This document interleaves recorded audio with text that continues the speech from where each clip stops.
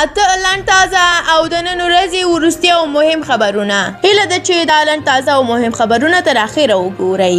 لومړی خبر: کابل ښار کې د چاودنې له امله 2 پولیس وژل شوي او یو بل ټپي دی. د کابل امنیه قومندانۍ وایي نن سهار د کابل ښار درېیمې امنیتي حوزې اړوند د هیبوري څلور لارې سره نږدې د پولیسو پر لنډ کلوزر ډوله موټر د مقناطیسي ماین چاودنه شوې ده چې له امله یې 2 پولیس وژل شوي او یو ټپي دی. دوهم خبر: تازه د ولسي جرګې غړو د 1400 مالي کال بودیجه د رایو په اکثریت د دوم ځل لپاره رد کړه. دریم خبر: په کندهار کې د ځانګړو ځواکونو په قطع چاودنه شوې ده. په کندهار کې ځینې سرچینې وایي چې پیښه نن سهار د کابل هوایي ډګر ته نږدې شوې ده او تر چاودنې وروسته وسلواله نښته هم رامنځته شوې، خو د تلفاتو په اړه معلومات نشته.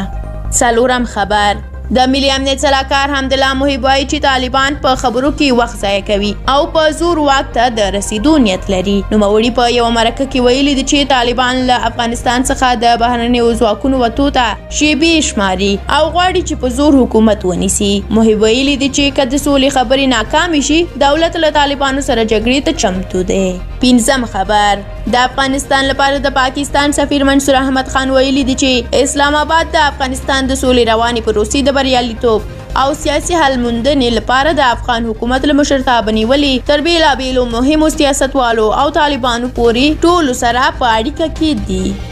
شپږم خبر: د امریکا دفاع وزارت ویلي دي چې په افغانستان او عراق کې د خپلو پوځیانو د شمیر د کمولو هدف پوره کړی دی. پینټاګون وایي چې په افغانستان کې د خپلو پوځیانو شمیر 2.5 ته راټیټ کړ. اووم خبر: ولسمشر غني د کورنیو چارو وزارت د پالیسۍ او ستراتیژۍ معینه له دندې ګوښه او پر ځای د ولسمشر ویان صدیق صدیقي په دنده ګمارلی دی.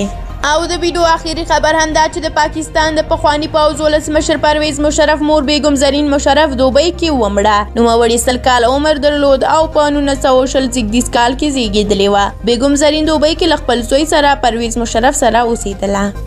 ډیره مننه قدرمنو لیدونکو چې دا ویډیو مو تر اخره ولیدله. که د دې لنډ تازه او مهمو خبرونو په اړه نظر لرئ خپل نظر راسره کولی شئ په کومنټ کې شریک کړئ. موږ هم ستاسو نظرونه لولو. تر بیا او بلې ویډیو زموږ له یوټیوب چینل سره پاتې شئ.